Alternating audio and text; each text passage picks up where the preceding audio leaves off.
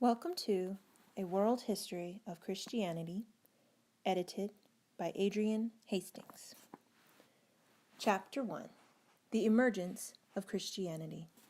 Martin Goodman. In the first century of its existence, Christianity evolved from an obscure group of Galilean Jews to become the religion of thousands, most of them non-Jews, in the wider world of the Eastern Mediterranean. Both Christian contemporaries and later generations came to see this expansion as evidence of divine intervention in human affairs. For enthusiasts and opponents alike, it was an extraordinary achievement without close parallel in the religious history of the ancient world before this time.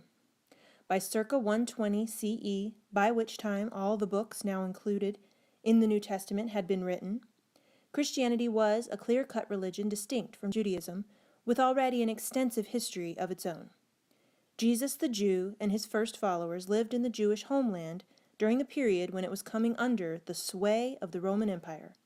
Thus the early church was a product both of late Second Temple Judaism and of the Roman world, and must be understood against both these backgrounds.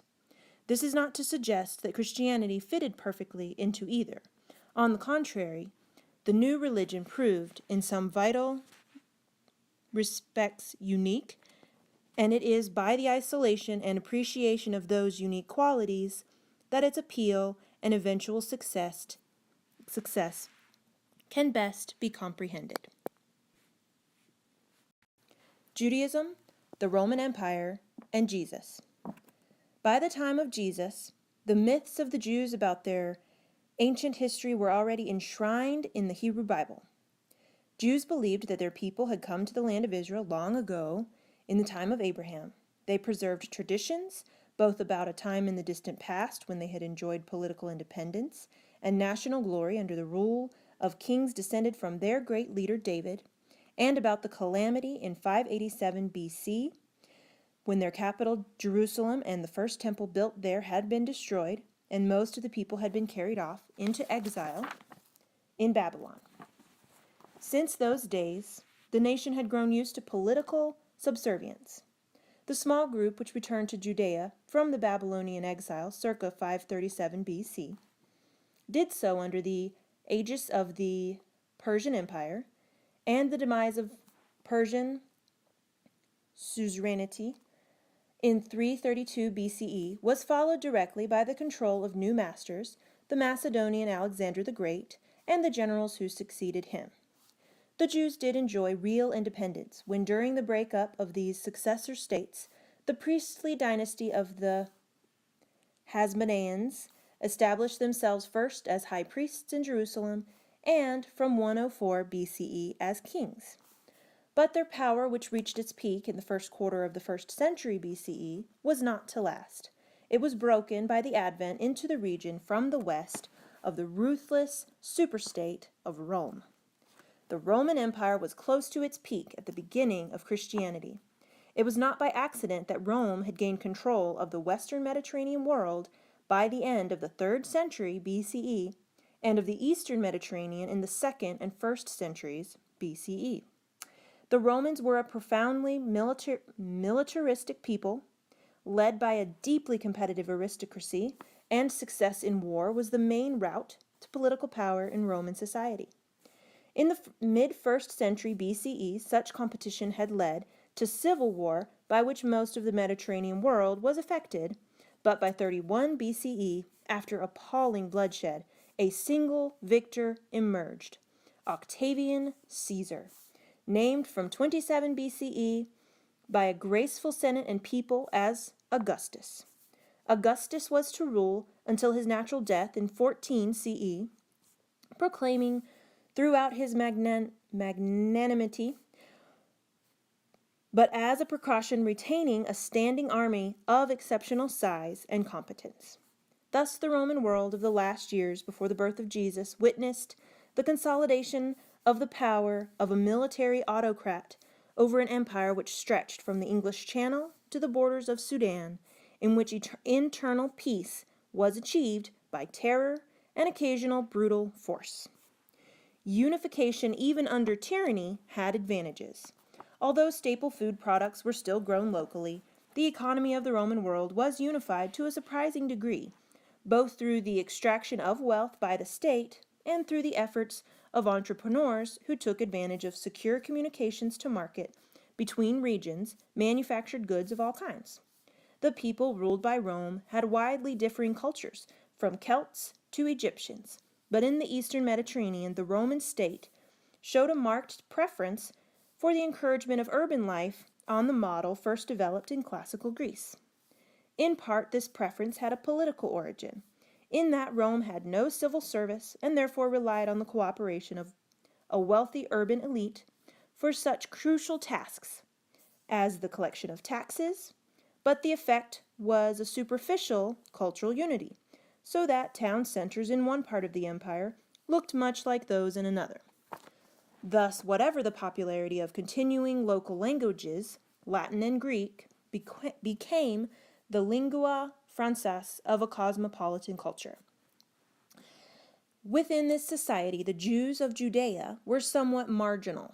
Rome had first come into contact with Judea in the mid-2nd century BCE, but the country only came under Roman sway in 63 BCE when the great General Pompey captured Jerusalem ostensibly in support of one native Jewish ruler of the Hasmonean dynasty in his struggles against his brother. The region did not lie in a position of any notable strategic or economic importance for Rome, and the Romans were content to exercise control first through the native Jewish dynasty and then, when in 40 BCE, the last eligible adult male of the Hasmonean dynasty chose to transfer his allegiance to Rome's enemies, the Parthians, to Herod, a half-Jew adventurer from Idumea, a region south of Jerusalem, converted to Judaism by force in the late 2nd century BCE. Herod's family had risen to prominence in Judean society precisely because their low status in Jewish eyes made them unthreatening to the Hasmoneans. Herod himself won his kingdom through the efforts of Roman legionaries in 37 BCE and proceeded to rule Judea with an iron hand until his death in 4 BCE.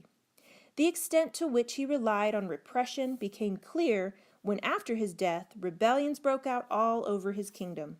Thus his son, Archelaus, proved unable to emulate Herod's tight grasp, and in 6 CE was sent into exile in Gaul, leaving Judea administered directly by a Roman governor.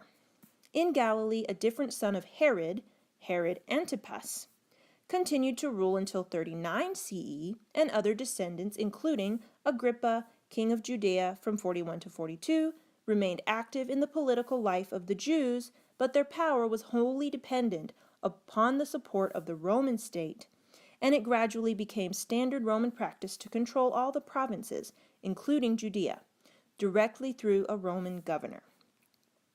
The start of direct Roman rule in Judea was greeted by a revolt against the imposition of a census, intended to ensure efficient collection of the taxes needed primarily to pay for Augustus's standing army.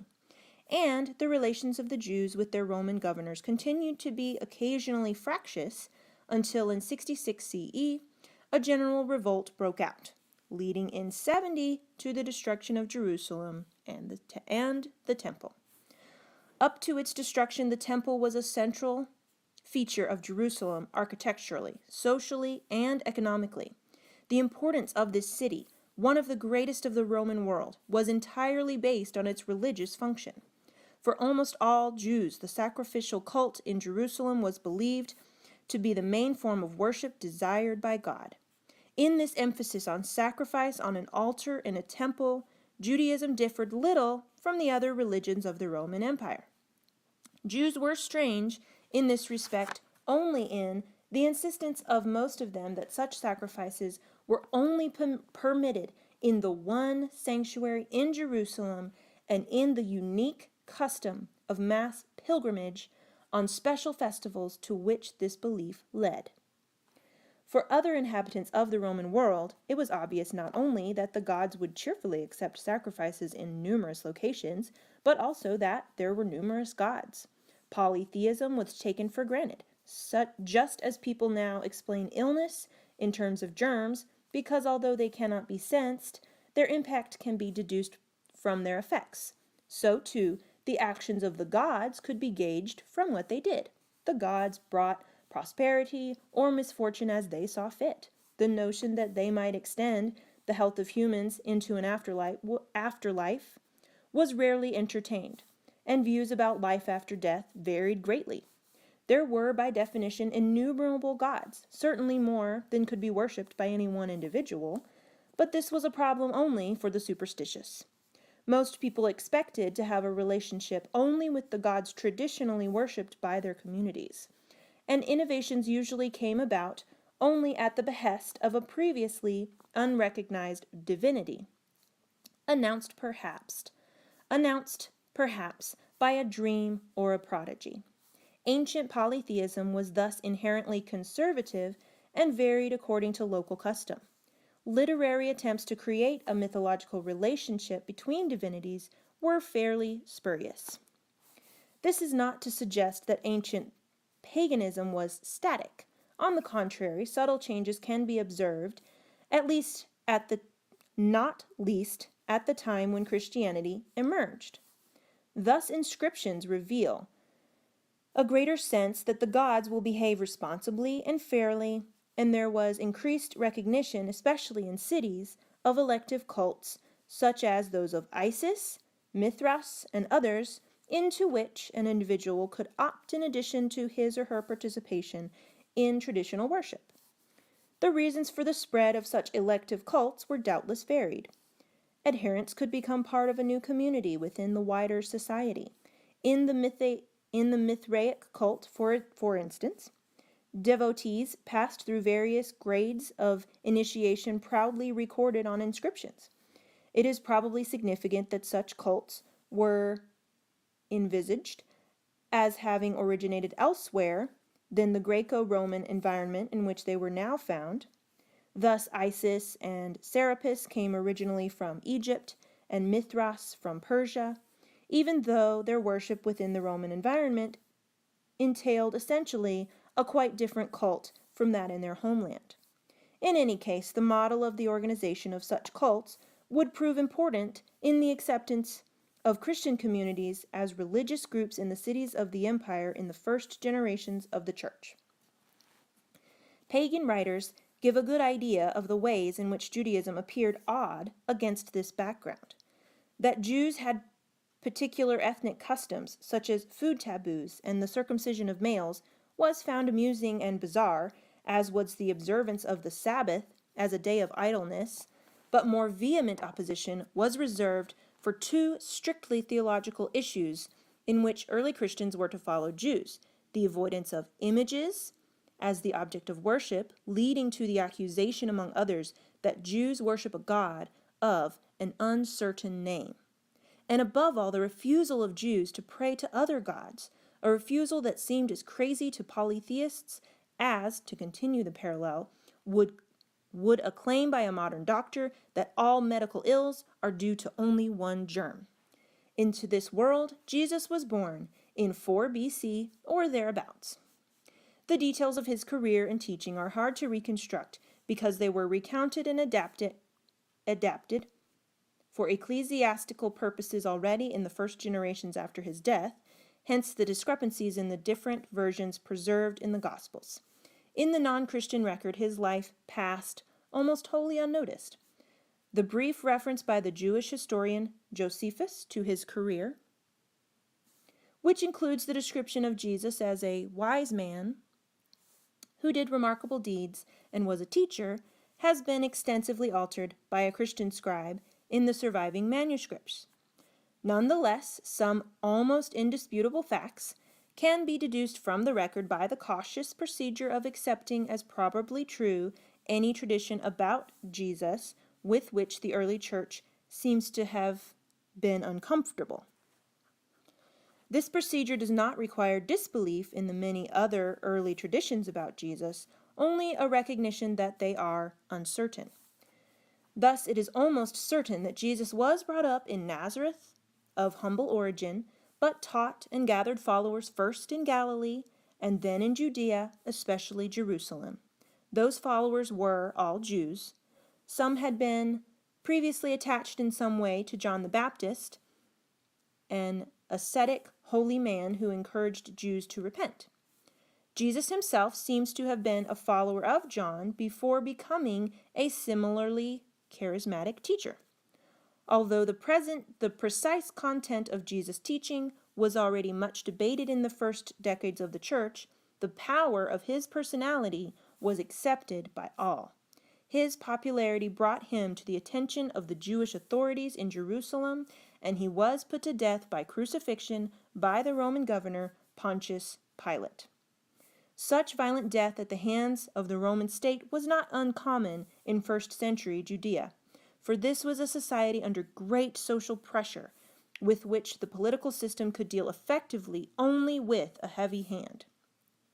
The reasons for this social pressure were quite complex. In Judea, the main social, economic, and political institution, the temple, was administered by a hereditary caste of priests, whose prestige, simply by virtue of their role, gave some of them political clout and access to a disproportionate share of the wealth which flowed into Jerusalem from offerings and tourism. The overall economic state of Judea was prosperous. This was a period of massive public building, especially by Herod the Great, who turned the temple site into one of the wonders of the world. But there is much evidence that disparities of wealth were deeply resented, leading to banditry and class welfare.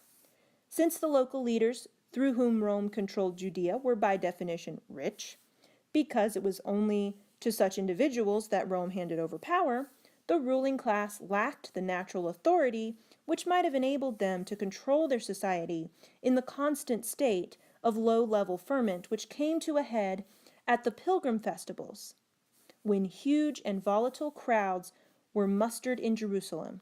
It is uncertain whether these factors had as much impact on Galilee in the north, where Jesus was raised and began his teaching. For there were few cities in Galilee, and these were very small compared to Jerusalem. Most Galileans were peasants living in villages, and they will only rarely have witnessed the economic and cultural sophistication of the capital. But there is evidence that some Galilean land was owned by Judean priests, and this may explain tensions between landlords and tenants. It is probable that, despite claims to the contrary by some scholars, such economic and social tensions were a greater source of unrest in both Galilee and Judea than any anti-Roman ideology. Banditry was endemic in parts of Galilee, but there was no serious opposition in the area to Rome, even during the revolt of 66 through 70 CE. The historian Josephus, who commanded the Jewish rebels in Galilee in 66 through 67, described the Galileans as particularly prone to rebel. But in the detailed description of his campaign preserved in his autobiography, the Galileans are described as strikingly ineffectual. There was a revolt in Judea in 6 CE in opposition to the imposition of the census, and a great uprising in 40 in protest against the attempt of the Emperor Gaius Caligula to have his statue erected in the Jerusalem temple.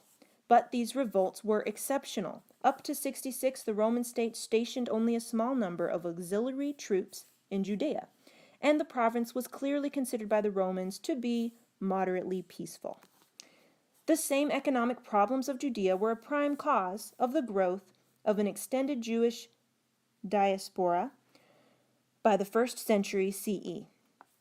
Jews left their homeland for a variety of reasons, of which overpopulation, itself encouraged by Jewish opposition to abortion, contraception, and infanticide, was only one.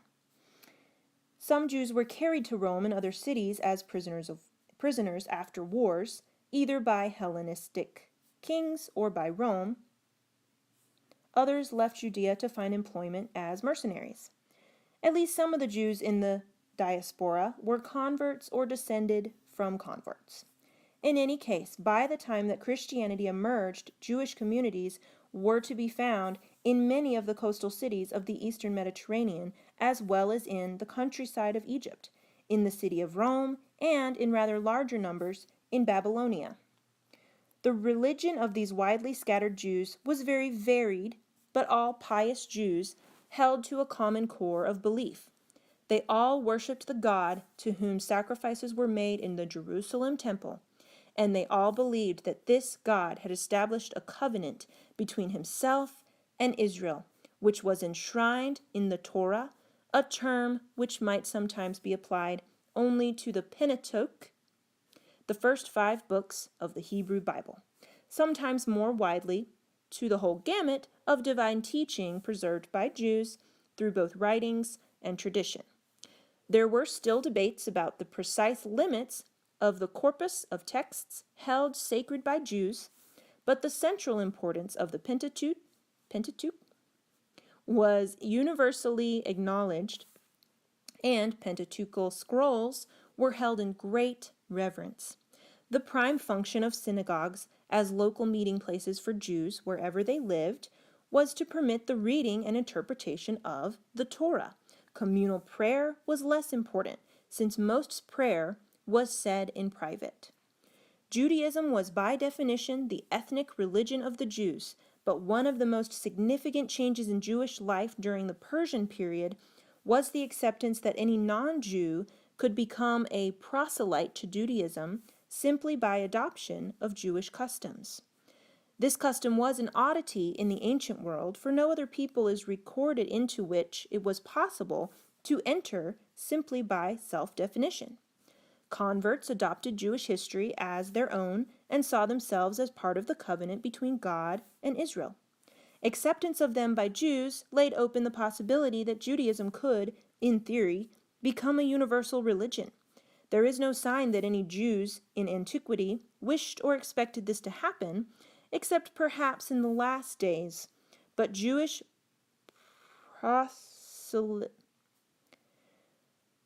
proselytism was to provide an important model for the growth of the early church.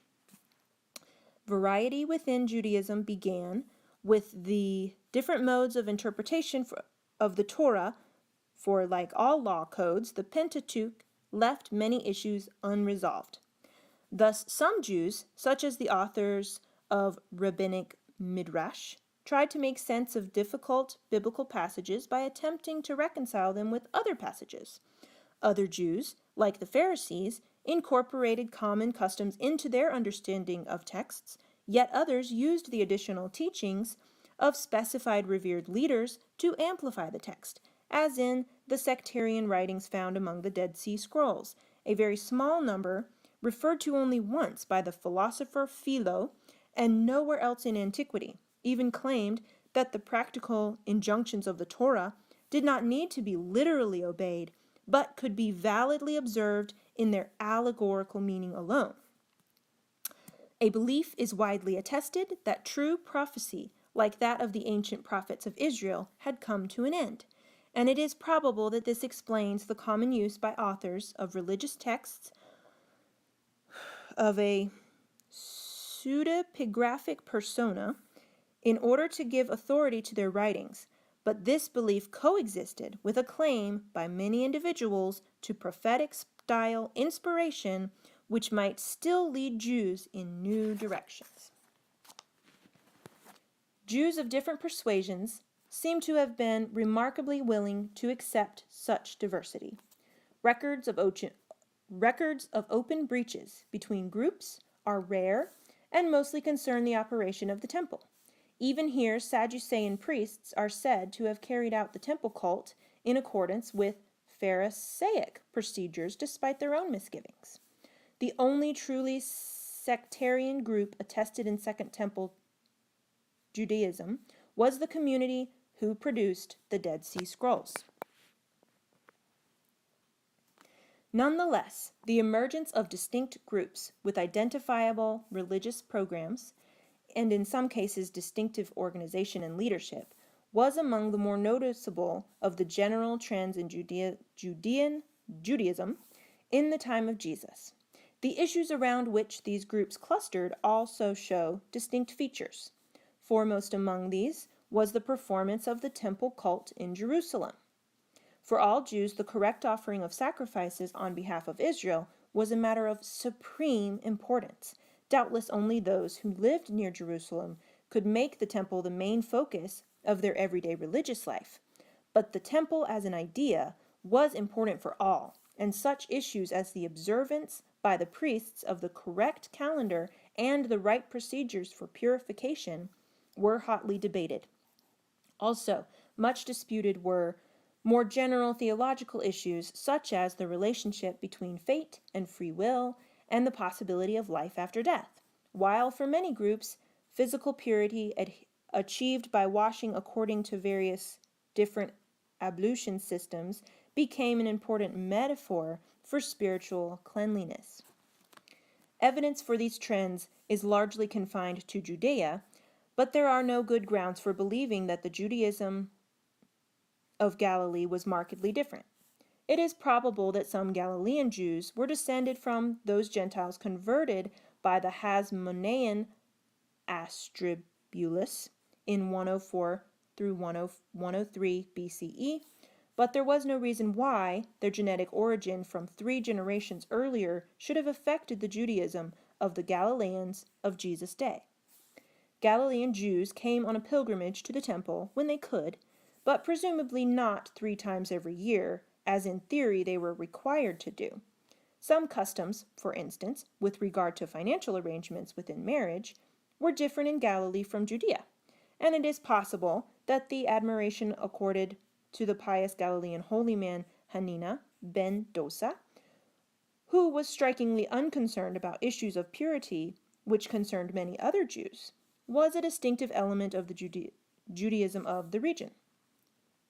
But in general, the distinctions between Galilean and Judean Judaism were minimal. The same is probably true of diaspora Judaism. Diaspora Jews in the Mediterranean world spoke and thought in Greek rather than in Hebrew, and treated the Septuagint, the Greek translation of the Hebrew Bible, as a sacred text in its own right. But there is little evidence that diaspora Jews syncretized their religion with the pagan cults around them. On the contrary, their position as minority communities in diaspora cities may have encouraged them to stress their differences all the more. Gentiles who became proselytes to Judaism will have been attracted precisely because Judaism was different and bizarre, not because of its similarity to the religions they already knew. There is no reason to suppose that the highly sophisticated allegorical interpretation of the Torah to be found in the philosopher Philo, the only Jewish theologian of this period whose writings were extensively preserved by early Christians, was typical of diaspora Jews. All Jews believed that history progressed under divine guidance and that it was moving towards an eventual culmination. In the time of Jesus, speculation on the nature of that end was rife, and the views expressed were very varied. The precise dating of the extant eschatological writings by Jews from this period is very difficult, but it is probably significant that some are in the form of apocalyptic, giving the impression that the nature of the future had been divinely revealed and was thus beyond dispute. Many thought that the last age would be ushered in by cataclysmic disasters and great wars in which Israel would triumph over her enemies, followed by a time of bliss in which the land would be the center of a holy kingdom blessed with supernatural prosperity. Speculation centered on the future of the Jews. On the eventual fate of Gentiles, views differed widely, some claiming that they would be destroyed, others that they would be attracted to the Jewish God or even converted to Judaism in the New Age. The role in all this of a messianic figure also varied greatly. In some depictions of the eschaton, no reference was made to a leader of any kind. Some Jews looked forward to a political leader of the line of David, others to the advent of a supernatural heavenly figure, yet others to more than one Messiah. Nor was there agreement as to how imminent the Messianic age might be. Some Jews seem to have believed that they were on the threshold of the last days, others that this was something to which they could look forward in the distant future. Thus, a messianic faith was integral to almost all types of Judaism in this period, but it is unlikely that it dominated the religious life of more than a few. Of all the known Jewish movements of the first century, only one, Christianity, was defined by its messianism. How were the life and teachings of Jesus viewed by Jews accustomed to such varied forms of their religion? The Gospels themselves give only a partial answer, since they were composed at a time after Jewish rejection of the Christian message was already widespread. But some plausible suggestions are possible. Jews will have seen Jesus as a holy man from the rustic region of Galilee, whose prophetic inspiration was confirmed by his power to heal the sick and to predict the future. The performance of miracles gave authority to his teaching, despite his minimal learning. His utterances, in turn, gained force from references to the imminent kingdom of God, probably a reference to the last days, encouraging some of his followers to see in him the long-awaited Messiah. According to the gospel accounts, Jesus taught an idiosyncratic interpretation of the Torah, showing leniency in some areas and strictness in others, but none of his ideas would have been incomprehensible or outlandish to his fellow Jews. Thus, for example, he taught that the laws of the Sabbath were to be interpreted leniently, and that contemporary concerns over physical purity were not important, but that laws against taking an oath in vain were to be taken with exceptional seriousness, and that marriage agreements were too important to be set aside by divorce. Similar disputes on such matters between other Jews in this period are widely recorded. So it would be wrong to see Jesus as marginal within Jewish society on account of the views he propagated. On the other hand, something in Jesus' behavior was to lead to his crucifixion by the Roman governor with the approval of the high priest and his entourage. If Jesus was as charismatic an individual as he is described in the Gospels, drawing crowds by his oratory and his powers to heal in a fashion dangerously close in the eyes of others to magic, it is not surprising that he drew down upon himself the hostility of the political authorities as John the Baptist had done before him. Thus, it is very hard to envisage a theological reason for Jesus' eventual crucifixion, since nothing he was alleged to have preached was more shocking than is found elsewhere in Jewish literature of this period, whereas a political explanation is easily forthcoming. The Judean ruling class, led by the high priest Caiaphas, knew that their control of the Jerusalem crowds was shaky, above all at the time of the pilgrim festival of Passover when the city was packed. They had few troops, but their political position depended on their success in imposing their authority, for the Roman governor could and did replace high priests at whim. When a Galilean appeared with a crowd following him, it might seem an act of political prudence to have him put out of the way.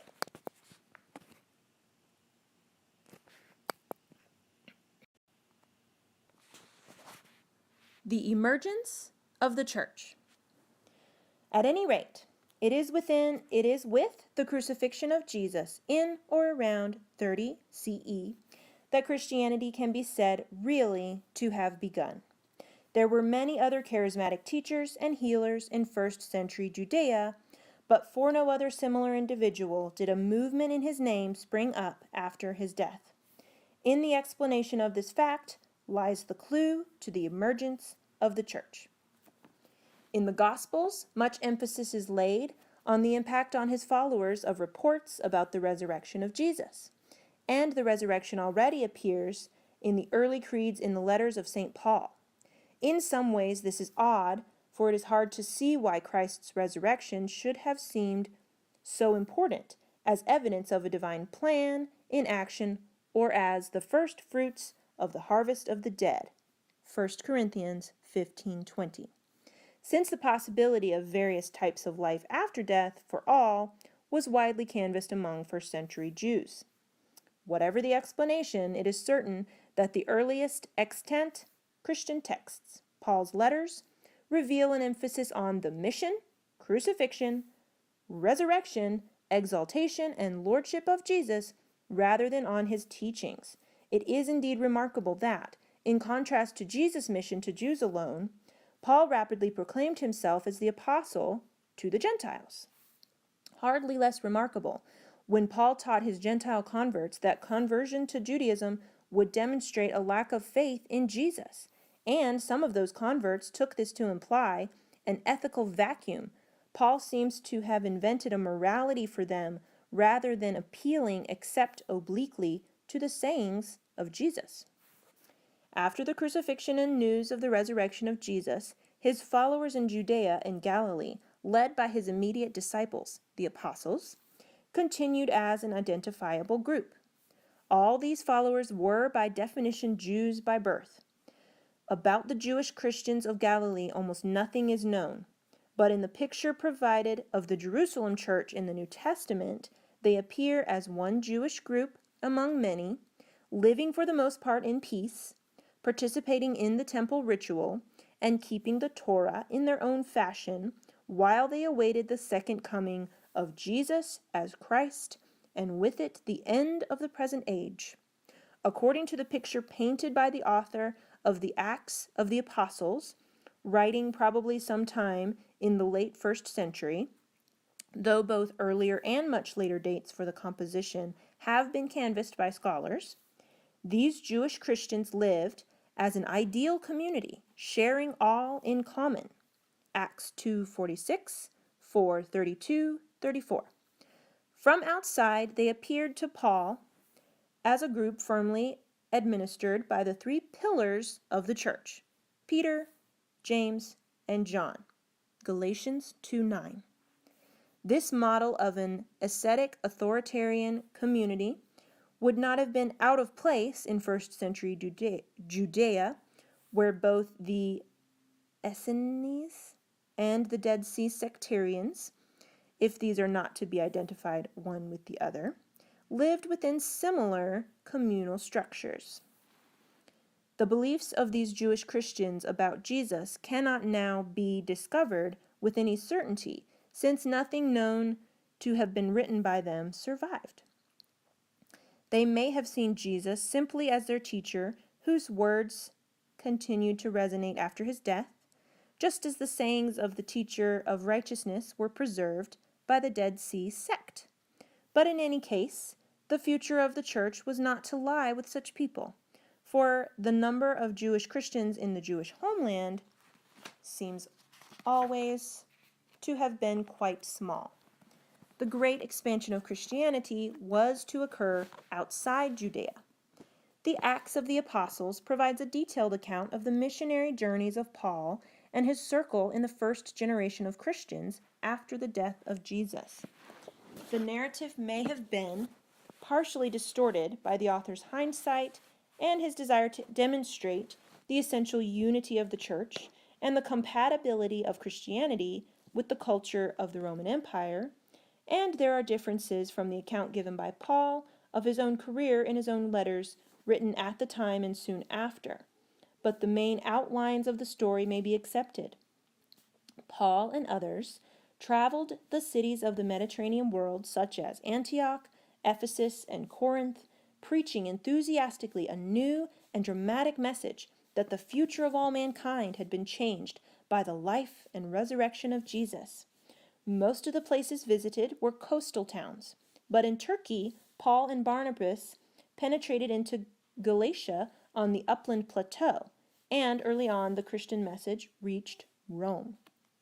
The intensive missionary activity of Paul was, so far as is known, unique in the ancient world.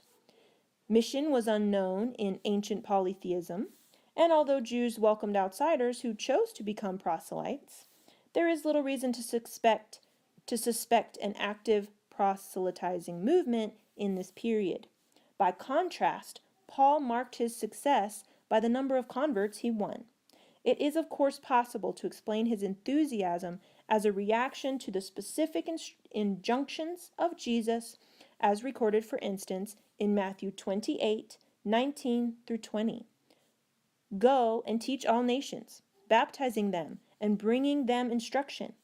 But this can provide only a partial answer, since not all Jesus' alleged sayings have been followed with equal enthusiasm by Christians of all periods. And in any case, this injunction, which sits uneasily with Jesus' own career as a teacher of Jews alone, does not seem to have been taken to heart by the Jewish Christians in Jerusalem, as they are described in the Acts of the Apostles. One sociological explanation, itself only an inspired guess, may provide a partial clue.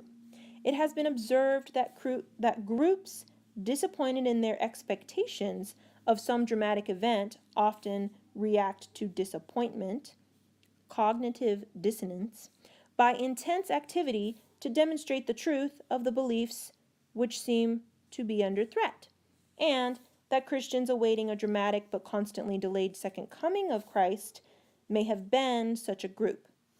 In any case, it is important to note that the missionary urge of the first generation did not continue indefinitely into the later history of the church.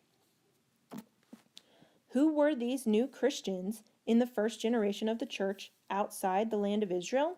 Some were Jews, but many, probably most, were not.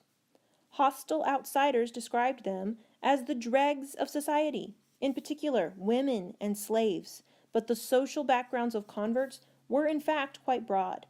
Some new Christians were well educated and had far-flung contacts.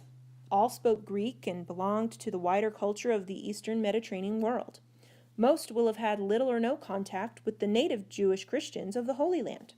But the Greek-speaking Jewish Christians in Jerusalem, the Hellenists, such as Stephen, whose martyrdom in circa 35 is recorded in Acts 7 through 8, had presumably come from the diaspora either before or after their conversion.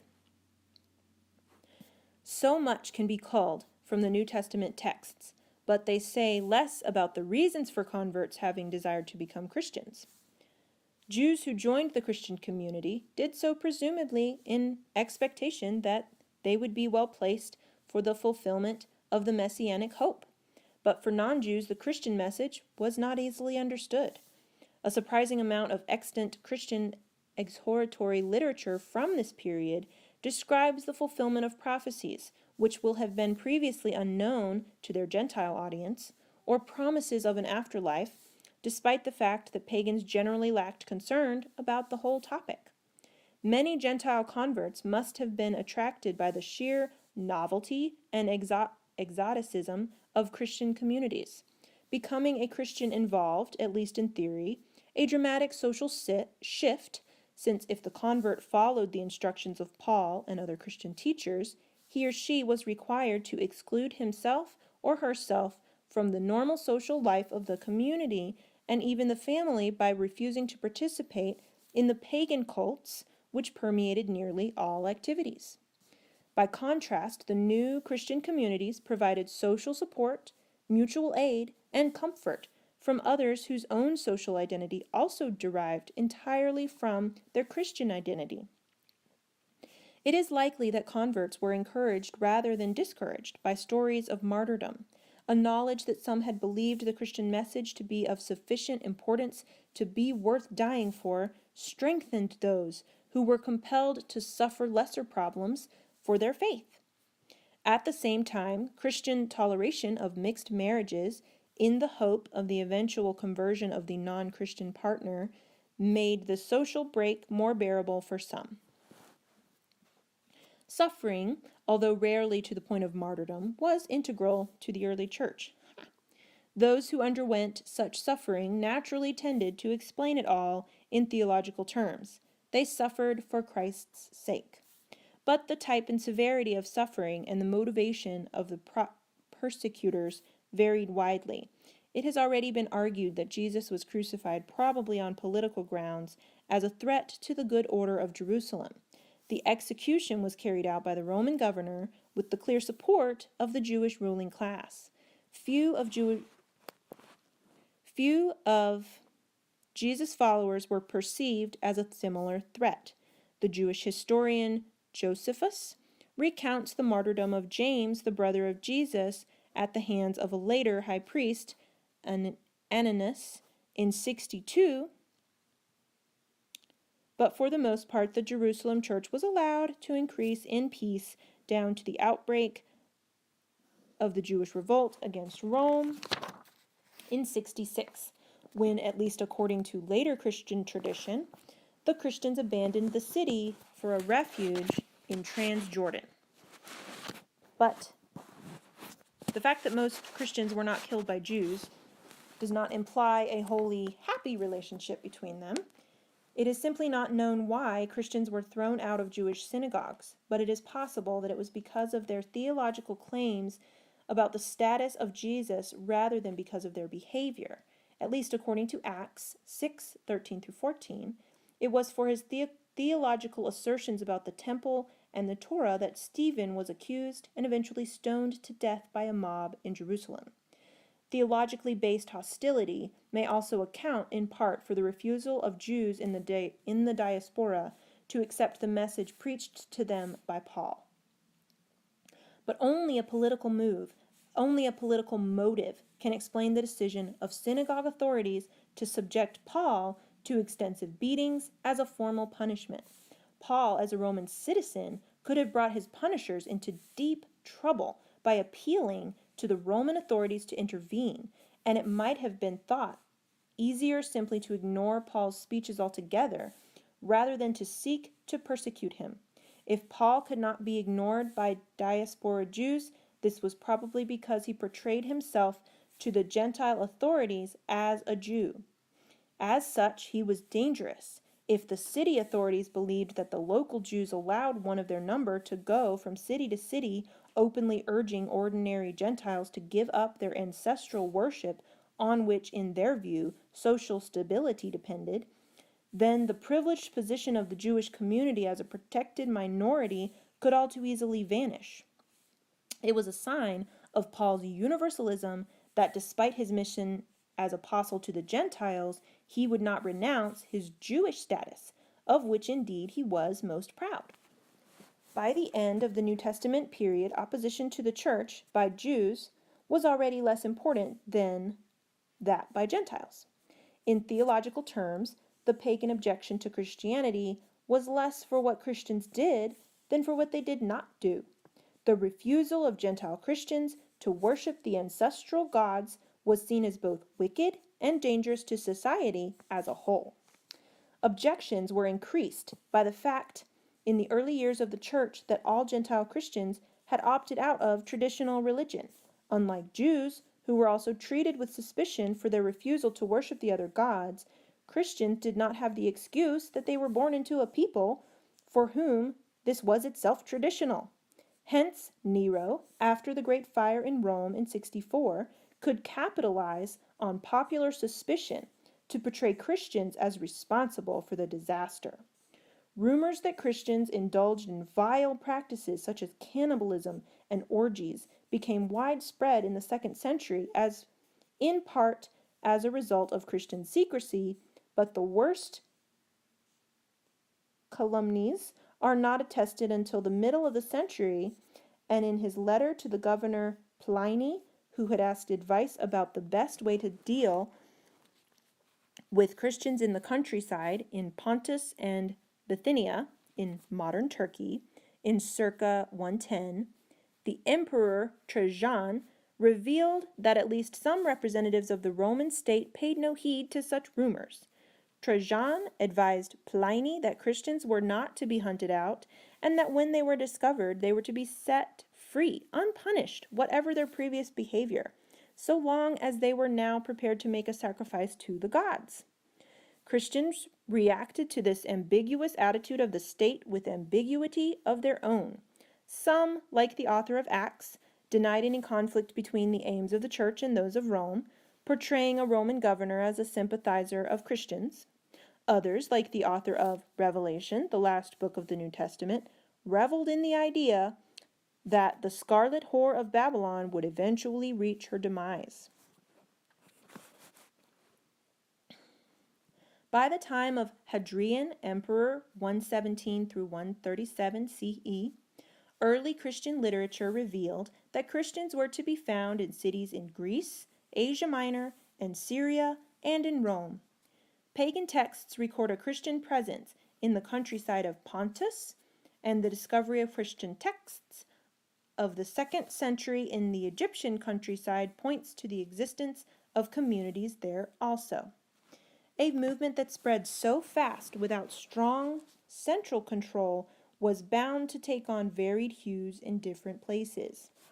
Already, the letters of St. Paul reveal widely diverse views among Christians about the precise behavior and ideas required of them. Such variety was treated by church historians in later antiquity, such as Eusebius, as the product of the implantation of heretical error into the originally pristine church. More recent scholarship has argued, on the contrary, that an insistence on uniformity of belief and practice emerged only in the 2nd century, and that the first Christians were tolerant of great diversity. The truth probably lies between these two extremes. On the one hand, early Christian documents portray those in the faith as belonging in effect to a third race, different from either Jews or Gentiles, and the epistles of St. Paul to various Christian communities show his attempt to impose some uniformity and discipline on all his brothers in the faith. On the other hand, the same letters reveal the difficulties he encountered in achieving precisely this aim, and his failures, and the survival of evidence from the 2nd century of Gnostic Gospels and other literature with messages wildly at variance with the Christianity endorsed in the New Testament, encourage the view that the canonization of the New Testament itself was prompted by the need to define orthodoxy and expel heresy. Thus, despite the coexistence in practice of varied forms of Christianity, the attempted authoritarianism of the early church was far more severe than was customarily to be found either in ancient paganism or in Judaism, although it was not wholly without precedent. Both pagans and Jews were generally inclined to allow wide latitude in beliefs. Precision mattered only in the minutiae of cult practice, so that it mattered less what worshippers thought while they lived their daily lives than how they petitioned the divine on behalf of the community. In contrast, as soon as the apostolic age, characterized by the leadership of charismatic preachers, reached its end in circa 75, Christian communities characteristically entrusted their offices to a single overseer, episkopos in Greek, or bishop, with quasi-monarchical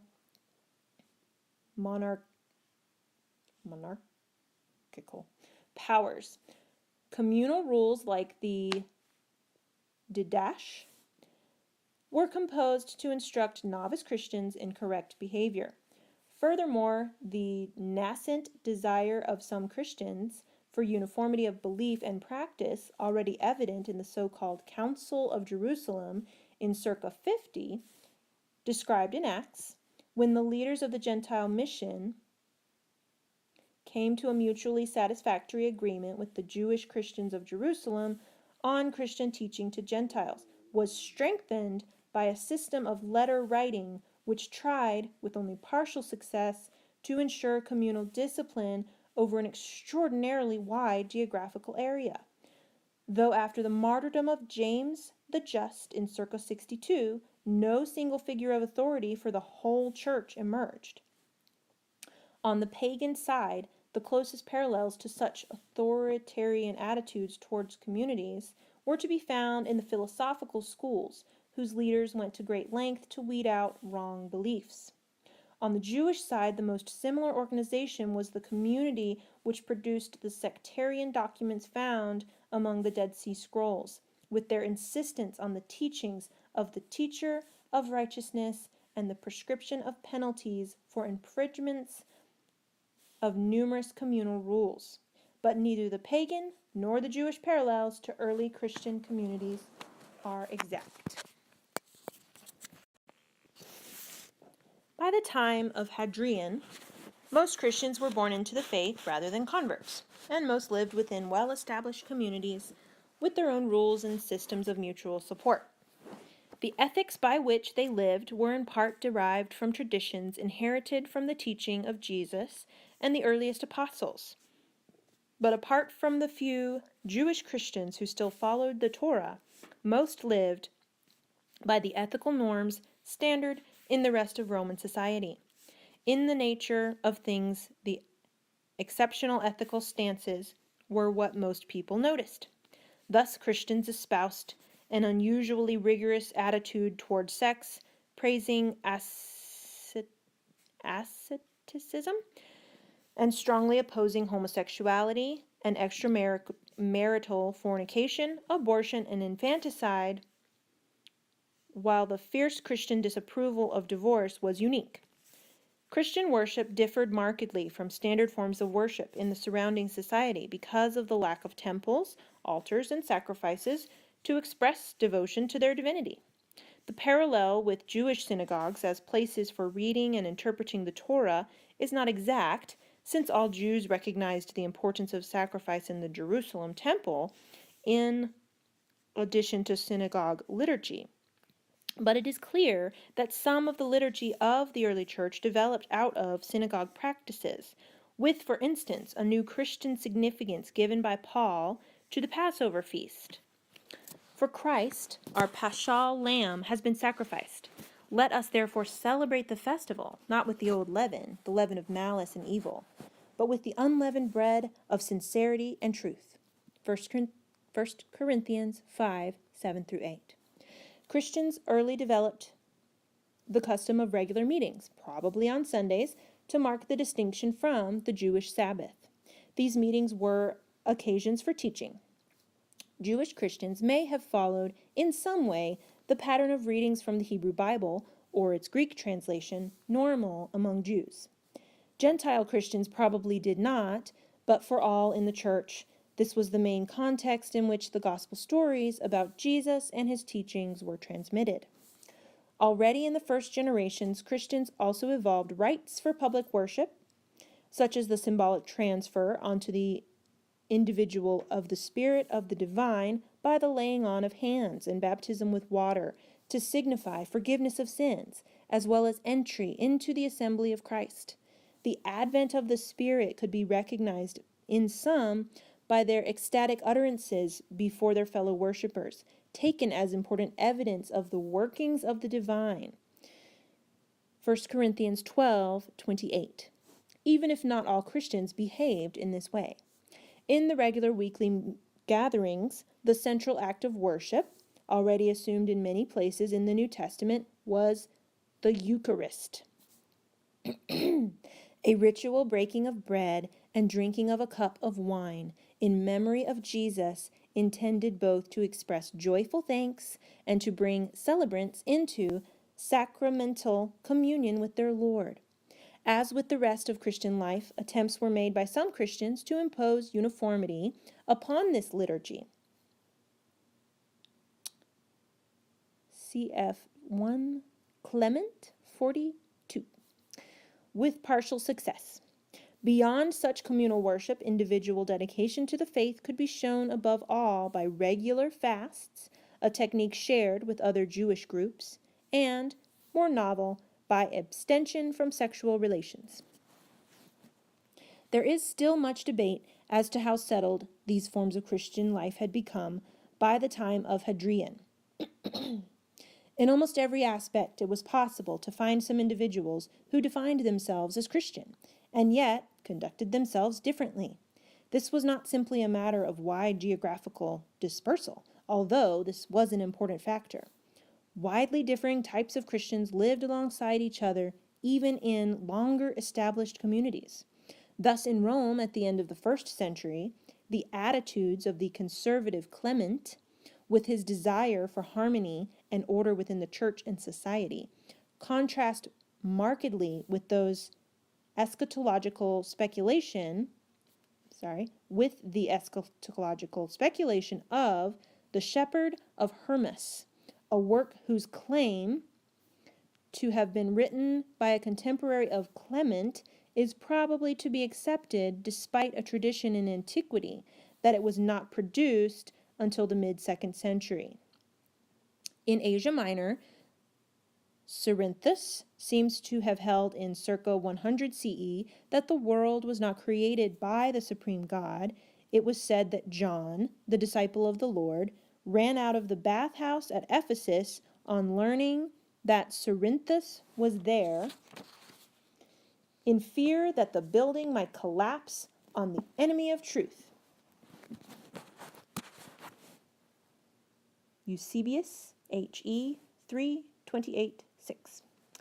And the sober defense of the orthodoxy and social order by Polycarp, Bishop of Smyrna, and the most significant Christian leader in Asia Minor in the mid-2nd century, contrasts markedly with the wild, apocalyptic imaginings of the author of the Book of Revelation. This variety is reflected in the lack of any clear consensus on the relationship required between Christian worshippers and Christ himself.